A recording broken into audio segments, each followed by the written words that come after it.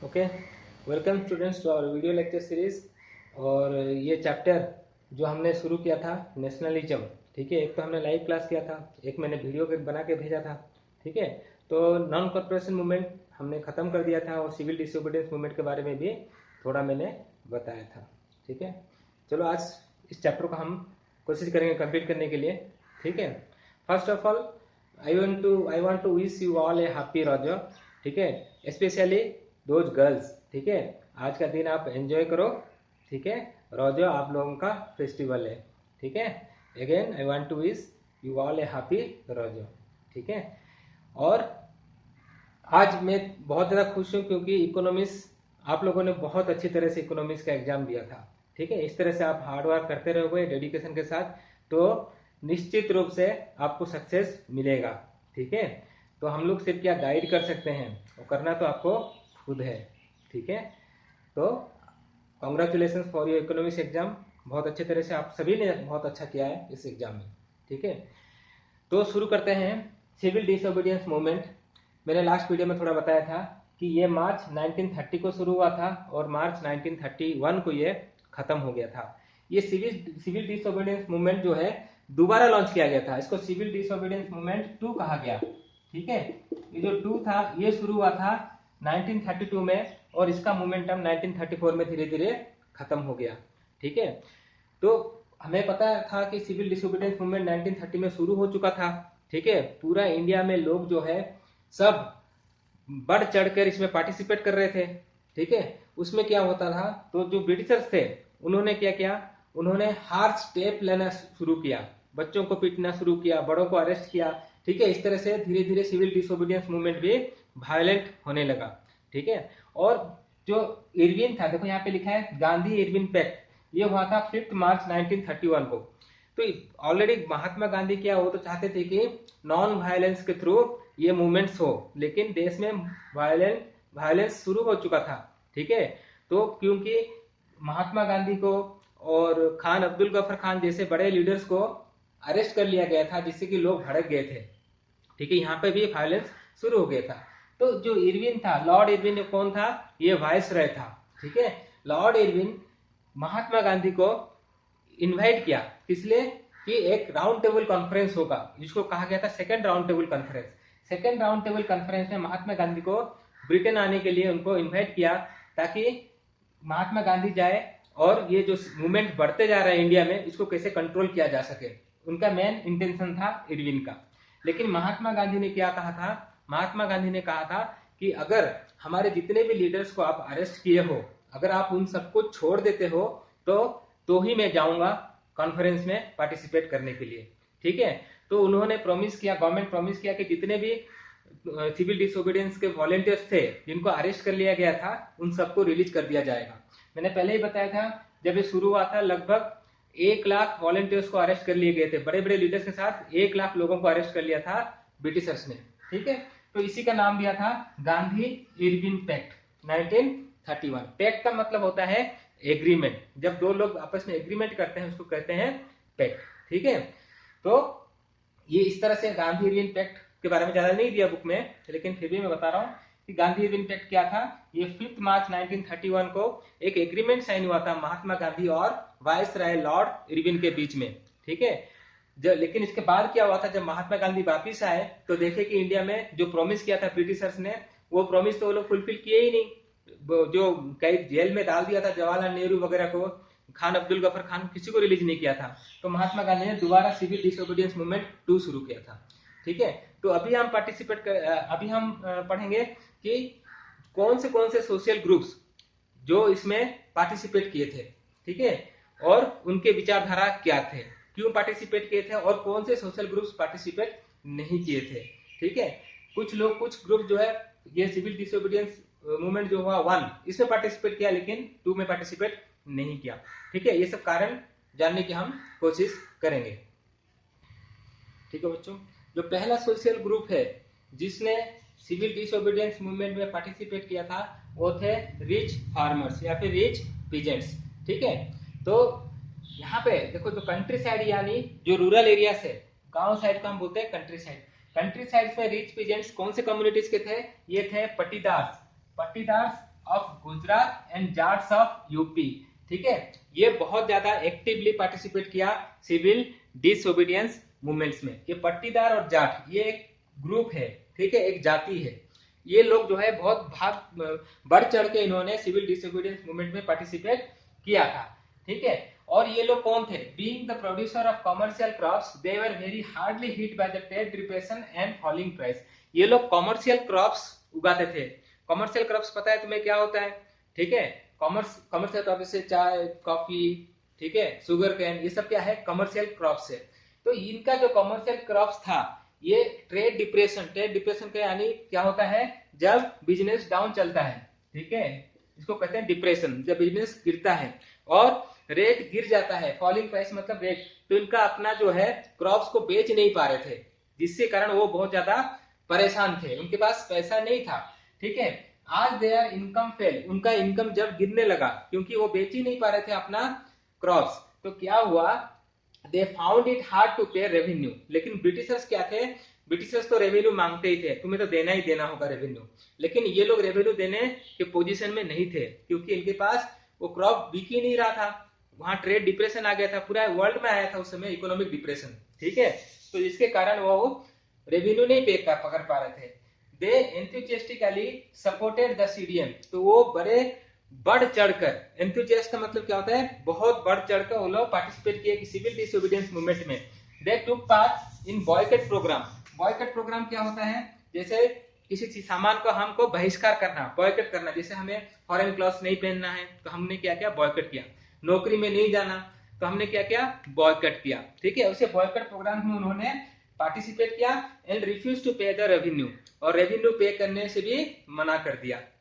क्योंकि महात्मा गांधी ने कहा था सिविल डिसोबीडियंस का मतलब क्या होता है? जब हम जो इलीगल लॉ है उसको हम तोड़ते हैं तो उसको सिविल डिसोबीडियंस मूवमेंट कहा गया।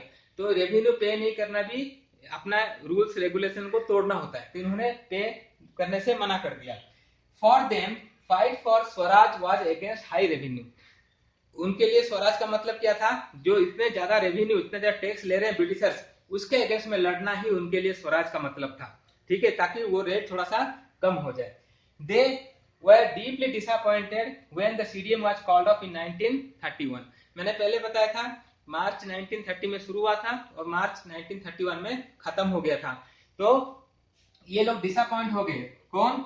ये जो रिच फार्मर्स है, ये उनको बहुत खराब लगा कि महात्मा गांधी ने अचानक ही 1931 में ये कॉल्ड ऑफ कर दिया सिविल डिसोबीडियंस मूवमेंट में, without the revenue rates being revised. उनका रेवेन्यू जो दे रहे थे ब्रिटिशर्स को, पहले जैसे दे रहे थे अभी भी वैसे ही देना पड़ रहा है, कोई उसमें कटौती नहीं हुआ, जिसके कारण ये लोग बहुत ज्यादा निराश हो गए, डिसअपॉइंट हो गए।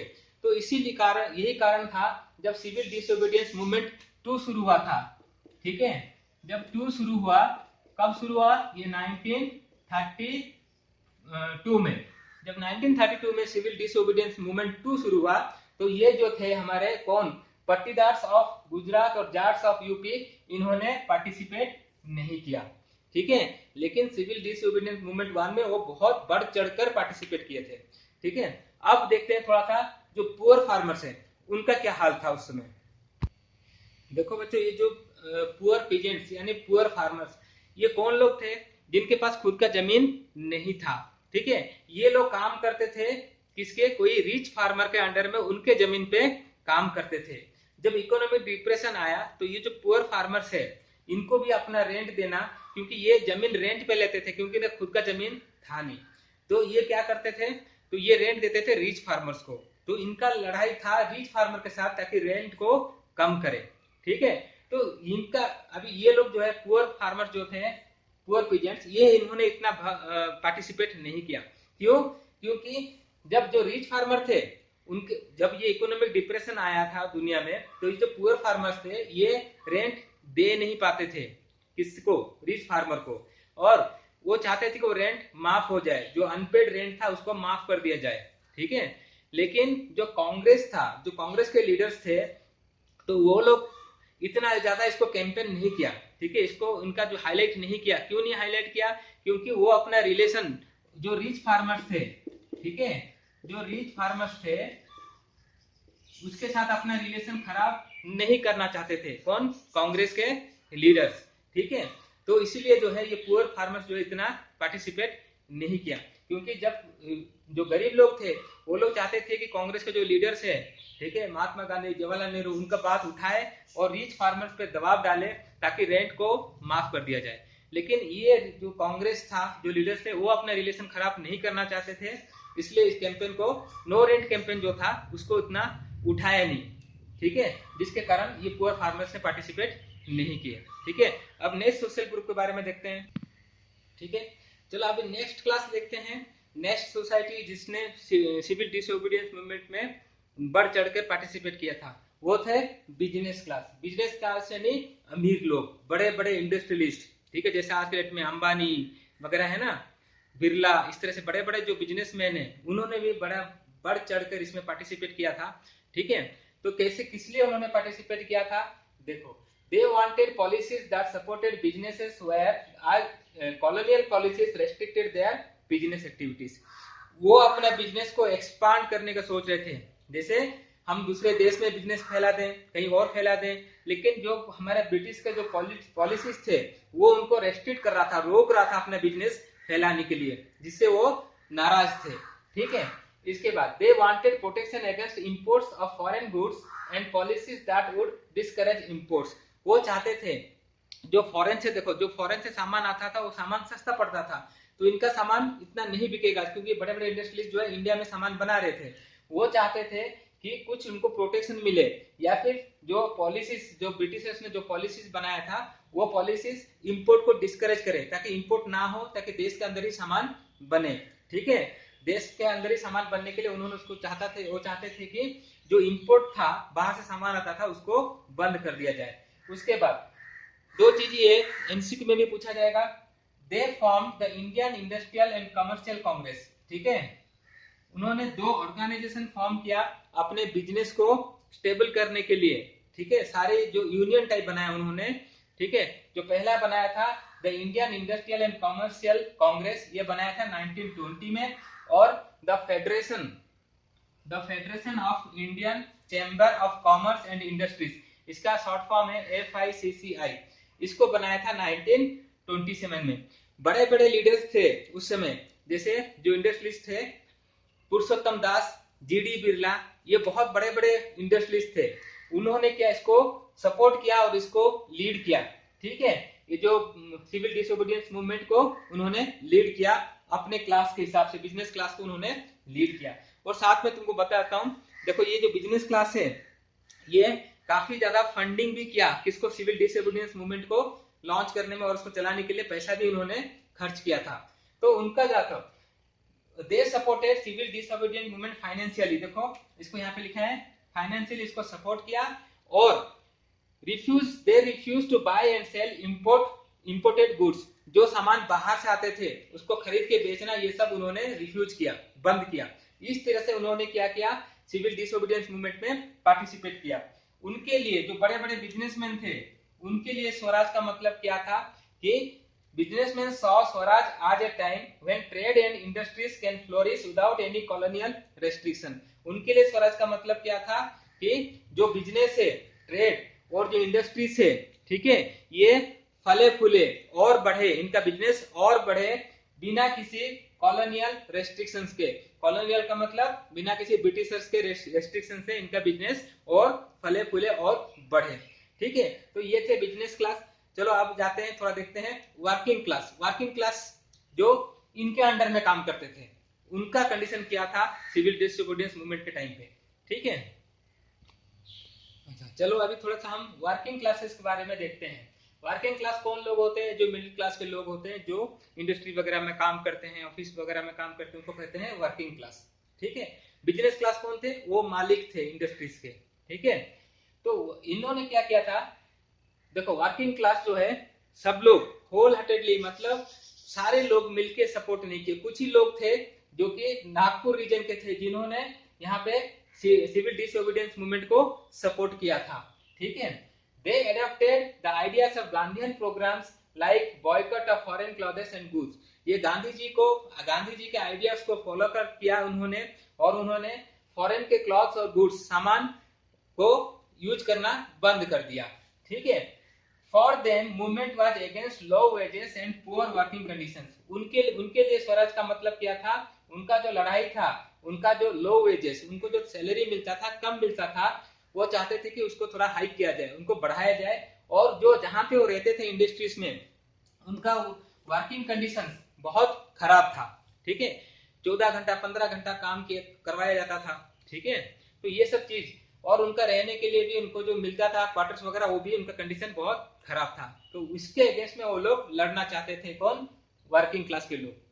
There were strikes where railway workers ने स्ट्राइक किया था 1930 में, और डॉक वर्कर्स ने किया था 1932 में। ये भी सिविल डिसोबीडियंस के अंदर ही इन्होंने स्ट्राइक कर दिया था। ठीक है, हड़ताल, काम रोक दिया था। ठीक है, उसको कहते हैं स्ट्राइक्स। तो डॉक वर्कर्स कौन होते हैं, जो शिपयार्ड में काम करते हैं, वहां पे डॉक होता है जहां शिप लगते हैं ना, उसको कहते हैं डॉक वर्कर्स। और रेलवे वर्कर्स रेलवे में काम करते हैं, इन्होंने स्ट्राइक किया था। ठीक है, इन 1930 thousands of workers in Chota Nagpur tin mines wore Gandhi caps and participated in protest campaigns। छोटा नागपुर रीजन में मैंने कहा था कि नागपुर रीजन के लोग थोड़ा पार्टिसिपेट किए थे, और बाकी लोग इतना पार्टिसिपेट नहीं किए थे। उन्होंने क्या किया था, गांधी का कैप होता है जिसे जवाहरलाल नेहरू पहनते ना, उसका नाम था गांधी कैप। गांधी कैप उन्होंने पहना और सब मिलके पार्टिसिपेट किया प्रोटेस्ट कैंपेन्स में। जो सिविल डिसोबीडियंस मूवमेंट में जो प्रोटेस्ट कर रहे थे, उनके साथ ये लोग पार्टिसिपेट किए। लेकिन कांग्रेस के जो लोग थे, ठीक है, कांग्रेस के जो लीडर्स थे, इनको इनका जो डिमांड्स को इतना तवज्जो नहीं दिया, मतलब ज्यादा ख्याल नहीं रखा वर्किंग क्लास का। क्योंकि कांग्रेस के लोग चाहते थे कि उनका रिलेशन जो रिच, जो बिजनेस क्लास के लोग हैं, उनके साथ उनका रिलेशन खराब ना हो। क्योंकि जो बिजनेस क्लास के लोग थे, वही तो फंडिंग करते थे सिविल डिसोबीडियंस मूवमेंट को, मतलब फाइनेंस सपोर्ट देते थे। ठीक है, और इनका झगड़ा किससे था, इनका झगड़ा उस इंडस्ट्रियलिस्ट लोगों से था। ठीक है, क्योंकि ये उनके इंडस्ट्री में काम करते थे। ठीक है, तो इसलिए इन्होंने ज्यादा बढ़ चढ़कर पार्टिसिपेट नहीं किया, और इनका डिमांड भी फुलफिल नहीं हुआ। इसलिए ये लोग भी जो है सेकंड जब दोबारा लॉन्च हुआ था, उस समय इतना ज्यादा पार्टिसिपेट नहीं किए थे सिविल डिसोबीडियंस में। ठीक है, अच्छा, ठीक है, तो हर चैप्टर की तरह इस चैप्टर में भी दिया है रोल ऑफ वुमेन। ठीक है, तो जो वुमेन थे, उन्होंने किस तरह से पार्टिसिपेट किया सिविल डिसोबीडियंट मूवमेंट में। ठीक है, तो सिविल डिसोबीडियंस मूवमेंट में उन्होंने बहुत बढ़ चढ़कर उन्होंने पार्टिसिपेट किया in large numbers in civil disobedience movement. ठीक है, thousands of women came out of their homes to listen Gandhi ji. Mahatma Gandhi के भाषण सुनने के लिए हजारों संख्या में जो लेडीज थी, औरतें थी, वो घर से बाहर निकल आती थी उनके सिर्फ भाषण सुनने के लिए।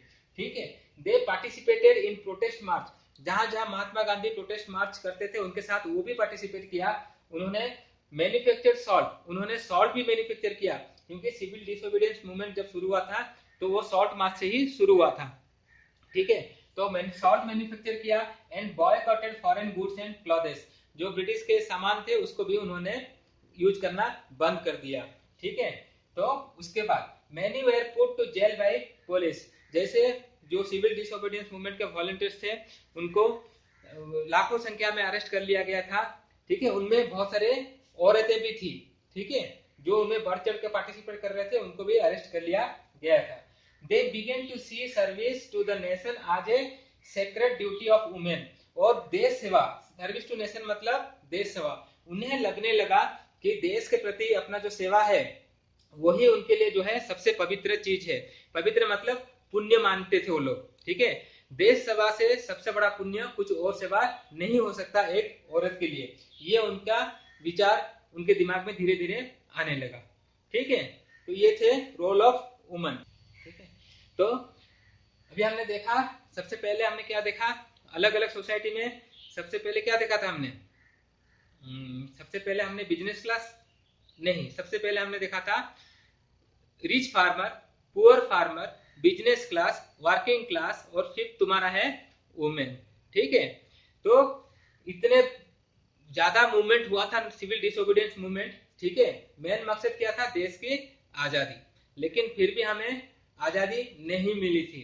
ठीक है, तो इसके कुछ कारण भी होंगे, कुछ लिमिटेशंस हो गए। चलो उस पे भी हम देखते हैं कि इसके लिमिटेशंस क्या रह गए थे, क्या क्या लिमिटेशन था इसके जिसके कारण ये ज्यादा सक्सेस नहीं हो पाया था। ठीक है, तो उसमें भी क्वेश्चन पूछा जाता है, what were the limitations of civil disobedience movement. ठीक है बच्चों, तो अभी हम देखेंगे जो सिविल डिसोबीडियंस मूवमेंट हुआ, ठीक है, तो उसका जो है क्या लिमिटेशन था, ठीक है, क्यों ये सक्सेस नहीं हो पा रहा था, क्या इसका ड्रॉबैक्स क्या था, लिमिटेशन या फिर ड्रॉबैक्स। ठीक है, इंपोर्टेंट क्वेश्चन है, 5 मार्क के क्वेश्चन में आपको पूछा जा सकता है, what were the limitation of civil disobedience movement. ठीक है, तो पहला चीज है, जो दलित लोग थे, जो पिछड़े वर्ग के लोग थे, ठीक है, जो दलित लोग समझ में आता है कौन है, महात्मा गांधी ने इनको हरिजन नाम दिया था, उसी समय महात्मा गांधी ने इनको हरिजन नाम दिया था। ठीक है, जो Congress ignored Dalits and depressed classes in order to please the high caste Hindus, जो ऊपर हाई कास्ट कौन लोग होते हैं, ब्राह्मण क्षेत्रीय, उनको खुश करने के लिए, क्योंकि उन पास पैसा था, फंडिंग से वहीं से होता था, उनको खुश करने के लिए इन्होंने दलित और डिप्रेस्ड क्लासेस के लोगों को इग्नोर किया। ठीक है, उनके बारे में ज्यादा पूछा नहीं, जिसके कारण उनका पार्टिसिपेशन लिमिट हो गया, मतलब बहुत कम था सिविल डिसोबीडियंस मूवमेंट में। दूसरा है, Congress associated it with Hindu religion nationalist group, hence less Muslim participation. जो कांग्रेस था उस समय एक ग्रुप बना था हिंदू महासभा, ठीक है, अपने आप को उससे ज्यादा एसोसिएट करने लगा था हिंदू महासभा, हिंदू ग्रुप से, जिसके कारण जो मुस्लिम कम्युनिटी के लोग, उनको थोड़ा सा अच्छा फील नहीं हो रहा था, इसलिए उनका पार्टिसिपेशन भी बहुत कम था। There was distrust between communities alienated from Congress। जो मुस्लिम कम्युनिटी थे उनका थोड़ा सा उन पे विश्वास उठ गया था, क्यों, क्योंकि मोहम्मद अली जिन्ना जो मुस्लिम के लीडर थे, ठीक है, वो क्या चाहते थे, जो सेंट्रल असेंबली है उसमें मुस्लिम्स के लिए रिजर्वेशन होना चाहिए, रिजर्व सीट होना चाहिए, जिसको कांग्रेस के लीडर्स ने नहीं माना था। ठीक है, hence large section of Muslims did not participated या फिर did not respond to the CDM को रेस्पॉन्ड नहीं किया था। और बाकी दो पॉइंट तो भी हमें अभी डिस्कस किए थे, उसी में है, देखो, rich peasants were disappointed when CDM was called off in 1931। तो उससे पहले वाला जो स्लाइड था उसमें मैंने बताया था, जो रिच पीजेंट्स थे वो बहुत ज्यादा डिसअपॉइंट हो गए, क्योंकि उनका रेवेन्यू रेट कम नहीं हुआ था, उससे पहले ही वो 1931 में महात्मा गांधी ने सिविल डिसोबीडियंस मूवमेंट को कॉल्ड ऑफ कर दिया था। ठीक है, जिसके कारण वो जब सेकेंड टाइम शुरू हुआ था 1932 में, उसमें ये लोग पार्टिसिपेट नहीं किए। Congress was closer to and supported industrialist. जो बिजनेस क्लास के लोग थे उनको कांग्रेस बहुत ज्यादा सपोर्ट करती थी, क्यों, क्योंकि वो लोग पैसे वाले लोग थे, वो लोग फाइनेंस करते थे, फंडिंग करते थे सिविल डिसोबीडियंस मूवमेंट को, पैसा देते थे। जो वर्किंग क्लास के लोग थे उन्होंने ठीक से इसमें पार्टिसिपेट नहीं किया। ठीक है, तो ये 5 पॉइंट है, बुक में पढ़ लेना, और 2-3 पॉइंट हैं, ठीक है, कोई भी 5 पॉइंट लिखना, और ये बहुत इंपॉर्टेंट है तुम्हारा लॉन्ग क्वेश्चन के लिए, 5 मार्क क्वेश्चन में पूछा जाएगा, what were the limitations of civil disobedience movement. ठीक है, तो जरूर पूछा जाएगा ये। देखो बच्चों, एक चीज छूट गया था, वो था पूना पैक्ट, सितंबर 1932 में साइन हुआ था। इससे पहले मैंने बताया था कि गांधी इरविन पैक्ट, पैक्ट का मतलब क्या होता है, एग्रीमेंट। ठीक है, तो यहाँ ये जो पूना पैक्ट हुआ था, ये एक एग्रीमेंट हुआ था महात्मा गांधी और डॉक्टर भीमराव अंबेडकर के बीच में। ठीक है, आपको पता है अंबेडकर जो थे वो दलित क्लास, जो डिप्रेस्ड क्लास थे, ठीक है, जो दबे हुए लोग थे, छोटे जाति के लोग थे, उनके वो लीडर थे। ठीक है, उन दोनों के बीच में एग्रीमेंट हुआ था जिसका नाम दिया गया था पूना पैक्ट। ये हुआ था सितंबर 1932 में। तो इसमें क्या हुआ था कि जैसे अंबेडकर ने डिमांड किया था, जो दलित क्लास के लोग हैं, पिछड़े वर्ग के लोग हैं, उनको एक सेपरेट इलेक्टोरेट दे दिया जाए, यानी जब इलेक्शन होगा तो ये उसमें पार्टिसिपेट नहीं करेंगे, उनके लिए अलग से एक इलेक्टोरेट दिया जाएगा, जिससे क्या होगा कि वो अलग से अपना इलेक्शन लड़ेंगे और अपना वहां पे वो जो भी मिनिस्टर वगैरह जो भी लीडर बनेंगे। ठीक है, लेकिन ये महात्मा गांधी को अच्छा नहीं लगा। इसमें क्या, महात्मा गांधी को लगा कि अगर उनके लिए अलग से इलेक्टोरेट बना दिया जाता है तो हमारा देश का जो एकता है वो टूट जाएगा। ठीक है, महात्मा गांधी चाहते थे ये जो दलित से इनको मेन सोसाइटी में लाया जाए। ठीक है, तो चाहते थे कि इसे अलग नहीं किया जाएगा। तो उसके बाद क्या हुआ कि महात्मा गांधी और अंबेडकर के बीच में एक एग्रीमेंट हुआ जिसका नाम दिया पूना पैक्ट। उसमें क्या था कि जो दलित क्लास के लोग थे, जो पिछड़े वर्ग के लोग थे, उनको रिजर्व सीट्स दिया जाएगा, लेकिन इलेक्शन एक ही होगा, इलेक्ट्रेट एक ही होगा। जैसे अभी हमारा कोरापुट जो कॉन्स्टिट्यूंसी है ये रिजर्व कॉन्स्टिट्यूंसी है, ठीक है, ये उसी समय से शुरू हुआ था, इसका नाम था पूनापेट। तो इसके कुछ पॉइंट्स हैं, इसको आप नोट डाउन कर सकते हो। Doctor B R Ambedkar who organise Dalit and depressed class association. One mark question ये भी पूछेगा, who organise the depressed class association, ठीक है, या फिर ये पूछेगा who formed depressed class association, तो वो है doctor B R Ambedkar. He demanded separate electorate for Dalit, Dalit के लिए अलग से इलेक्टोरेट का मांग किया, ठीक है, लेकिन ब्रिटिश सरकार उसको मान भी गए थे। देखो, व्हेन ब्रिटिश सरकार, ब्रिटिश गवर्नमेंट कंसीडर का मतलब मान गए अम्बेडकर का डिमांड को, महात्मा गांधी क्या है, वो फास्ट अंटिल डेथ, आमरण अनशन पे बैठ गए, क्योंकि महात्मा गांधी को ये पसंद नहीं था, इससे हमारा देश और टूट जाता, ठीक है। He believed that separate electorate for Dalits would slow down the process of integration into society। जो मेन स्ट्रीमलाइन है सोसाइटी का, जो मेन स्ट्रीमलाइन है उसमें वो चाहते दलित को भी पार्टिसिपेट करना चाहिए। उनको अगर हम अलग कर देंगे तो ऐसे तो पूरा देश टुकड़ा टुकड़ा हो जाएगा, ठीक है। अम्बेडकर एक्सेप्टेड गांधी जी पोजीशन, क्योंकि गांधी जी आमरण अनशन पे बैठ गए थे, जिसके कारण अम्बेडकर उनके बात मान लिए गांधी जी का, और रिजल्ट हुआ था Poona pact 1932। Poona pact gave depressed classes reserve seats in provincial and central legislative councils, ठीक है। जैसे अभी हमारा क्या है, एमएलए होता है स्टेट के लिए, एमपी होता है पार्लियामेंट के लिए, उस समय क्या था, प्रोविंशियल और सेंट्रल लेजिस्लेटिव काउंसिल कहा जाता था। जो स्टेट का होता था उसको बोलते थे प्रोविंशियल, और जो सेंटर का होते थे उसको कहा था सेंट्रल लेजिस्लेटिव काउंसिल। उसमें जो है, जो पिछड़े वर्ग के लोग थे, डिप्रेस्ड लोग थे, दलित से उनको रिजर्वेशन मिलना शुरू हो गया, ठीक है। But they were to vote in the central general electorate, मतलब वही एक ही इलेक्टोरेट होगा, उनके लिए अलग से इलेक्टोरेट नहीं बनेगा, ठीक है, उसमें होंगे लेकिन उनको रिजर्वेशन दिया जाएगा, ठीक है। तो यही था तुम्हारा पूना पैक्ट, ठीक है, ठीक है। चलो फिर चलते हैं हम चैप्टर के आखिरी पड़ाव में, ठीक है, सेंस ऑफ कलेक्टिव बिलोंगिंग, ठीक है। तो ये तुम्हारा क्वेश्चन भी पूछ सकता है एग्जाम में कि इंडियंस के अंदर सेंस ऑफ कलेक्टिव बिलोंगिंग्स कैसे जगा, ठीक है।